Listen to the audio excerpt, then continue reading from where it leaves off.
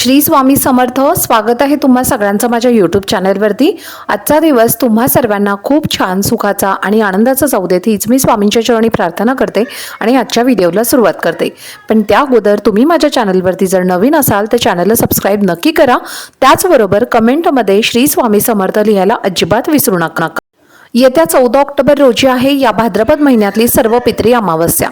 कावळ्याला आपल्याला अशी एक वस्तू खाऊ घालायची आहे. यामुळे आपला वरचा कितीही मोठा प्रखर पितृदोष जरी असेल, 7 पिढ्यांचा प्रखर पितृदोष जरी असेल, 3 पिढ्यांचा पितृदोष असेल किंवा मागील पिढ्यांचा कितीही मोठा प्रखर पितृदोष असेल तर तो संपूर्णपणे नष्ट होईल आणि आपल्या आयुष्यामध्ये कधीही कोणत्याही गोष्टीची कमीही पडणार नाही आणि त्यामुळे आपली संपत्तीमध्ये वाढ होईल.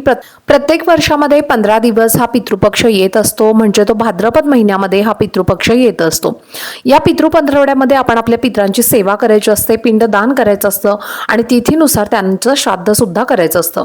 आता बऱ्याच वेळेला काय होतं तर आपल्याला पितरांच्या तिथीनुसार त्यांचं श्राद्ध करणं शक्य होत नाही. काही अडचणी येत असतात किंवा त्या तिथी आपल्याला माहिती नसतात आणि त्यामुळे आपण जे श्राद्ध आहे, पिंडदान जे आहे तर ते आपण सर्व पितृ अमावस्याला करत असतो.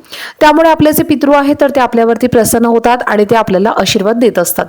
पितृपक्षातील सर्व पितृ अमावस्या हा पितरांचा शेवटचा दिवस असतो आणि या दिवशी पितृ या पृथ्वीवरून तृप्त होऊन जात असतात. म्हणूनच या अमावस्याला एक विशेष महत्त्व असतं. जसं पितृपक्षाला अतिशय महत्त्व दिलं जातं त्याचप्रमाणे पितृपक्षामध्ये कावळ्याला सुद्धा अतिशय महत्त्व दिलं जातं. जेव्हा आपण पितरांसाठी जेवण बनवत असतो, त्याचा नैवेद्य दाखवत असतो आणि ती वस्तू जी आहे तर ते आपण कावळ्याला खाऊ घालत असतो. जर कावळ्यांनी म्हणजेच पितरांनी हा जर नैवेद्य ग्रहण केला तर आपल्यावरती पितृ प्रसन्न होतात आणि त्या असं आपण बऱ्याच वेळेला समजत असतो. पण बऱ्याच वेळेला काय होतं, कावळे जे असतात तर ते आपण कितीही प्रयत्न केले, कितीही त्यांच्यासमोर आपण जरी अन्न ठेवलं, नैवेद्य ठेवलं तरी सुद्धा ते ग्रहण करत नाही. तर आपले पितृ आपल्यावरती नाराज आहेत आणि जर आपले पितृ आपल्यावरती नाराज असतील तर आपल्या घराला पितृदोष हा लागत असतो. घरातल्या व्यक्तींना हा पितृदोष लागत असतो आणि त्यामुळे आपल्या घराला जेव्हा पितृदोष लागत असतो तर त्यामुळे आपल्या घरामध्ये अनेक वाईट घटना या घडत असतात.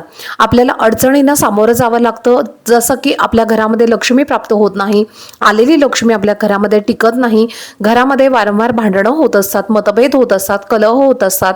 त्याप्रमाणे घरातली जी व्यक्ती असते तर त्या व्यक्तीच्या महत्त्वाच्या कामांमध्ये सतत काही ना काही अडथळे होत असतात आणि ती जी महत्त्वाची कामं असतात तर ती पूर्णत्वास जात नाहीत. त्यांना कोणत्याही कामामध्ये यश प्राप्त होत नाही. याच प्रकारे त्यांचा एखादा जर व्यवसाय असेल, धंदा असेल, बिझनेस असेल तर त्या बिझनेसमध्ये सुद्धा त्यांना यश मिळत नाही. कितीही कष्ट मेहनत केलं तरी सुद्धा त्या कष्टाचं, त्या मेहनतीचं त्यांना योग्य तो मोबदला मिळत नाही. त्याचप्रमाणे आपल्या घरामध्ये जे मोठं मुली असतात, भरपूर ते शिकलेले असतात पण तरी देखील त्यांना कुठल्याही प्रकारची नोकरी प्राप्त होत नाही. कधी कधी मुलांची लग्नाची वय होऊन गेलेली असतात पण तरी देखील त्यांची लग्न जमत नाही. कुंडलीमध्ये काही ना काही त्यांच्या दोष येत असतात. आपल्या घरामध्ये पितृदोष असेल किंवा घरातल्या व्यक्तीला पितृदोष लागलेला असेल तर यासारख्या समस्यांना आपल्याला सामोरं जावं लागतं.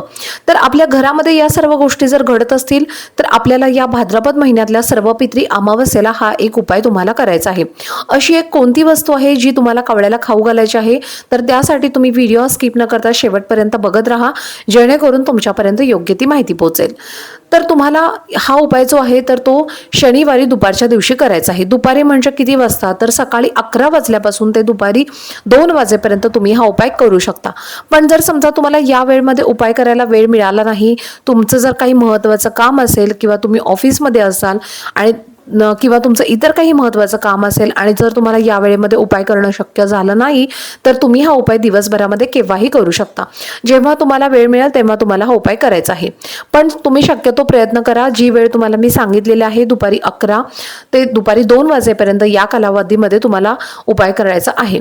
तर आता हा उपाय करण्यासाठी तुम्हाला काय करायचं आहे तर एक मूठभर तांदूळ घ्यायचे आहेत आणि हे तांदूळ तुम्हाला मीठ न टाकता शिजवून घ्यायचे आहेत आणि त्याचा तुम्हाला भात बनवायचा आहे.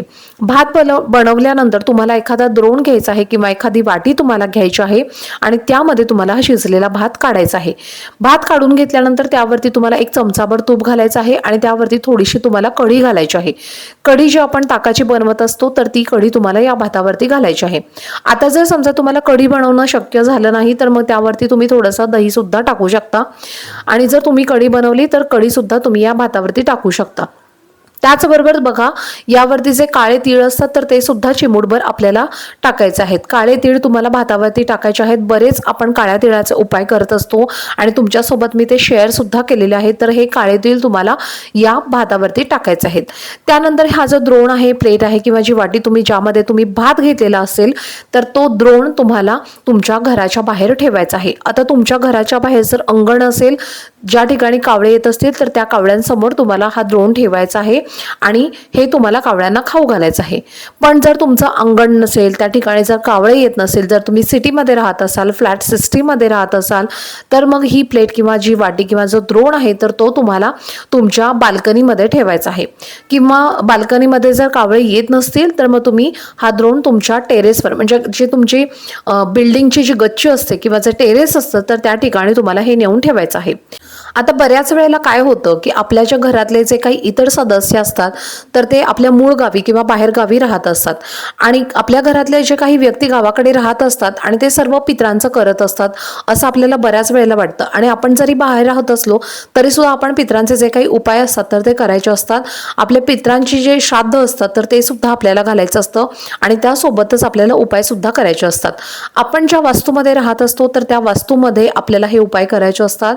जर तुम्ही पाहत असाल कावळ्याला, जर आपण या सर्व पित्री अमावस्येला ही जी तुम्हाला गोष्ट मी सांगितलेली आहे तर ती तुम्ही जर खाऊ घातली तर तुमचा कितीही मोठा प्रखर पितृदोष जरी असेल, 7 पिढ्यांचा 3 पिढ्यांचा कितीही प्रखर पितृदोष असो, तुम्हाला तुमच्या घरामध्ये कितीही अडचणी येत असतील तर त्या सर्व अडचणी संपूर्णपणे नष्ट होतील आणि तुमचा प्रखर पितृदोष सुद्धा नष्ट होईल आणि तुम्हाला तुमच्या आयुष्यामध्ये कधीही पैशाची कमी पडणार नाही. आणि त्याचबरोबर तुमच्या घरामध्ये सुख, शांती, समृद्धी सुद्धा नांदेल. तुम्हाला प्रत्येक कामामध्ये यशाची प्राप्ती होईल आणि त्यासाठी तुम्हाला सर्व पित्रीच्या अमावस्येच्या दिवशी ही वस्तू जी आहे तर ती कावळ्याला खाऊ घालायची आहे. इतर पक्ष्यांना तुम्ही खाऊ घालू शकणार नाही, कावळ्यालाच तुम्हाला ही वस्तू जी आहे तर ती खाऊ घालायची आहे.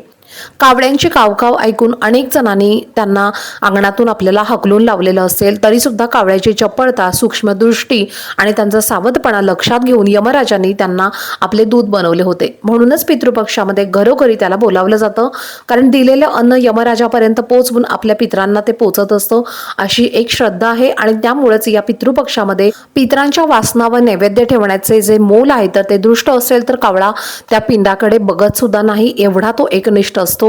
जेव्हा व्यक्ती त्याची चूक मान्य करून पितरांच्या इच्छांच्या पूर्तीची हमी देतो तेव्हाच कावळा त्या पिंडाला शिवत असतो असं म्हटलं जातं.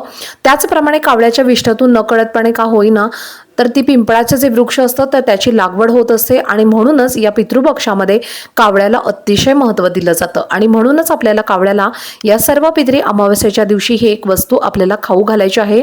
तर चला, झालेली सेवा ही मी स्वामी महाराजांच्या चरणी अर्पण करते.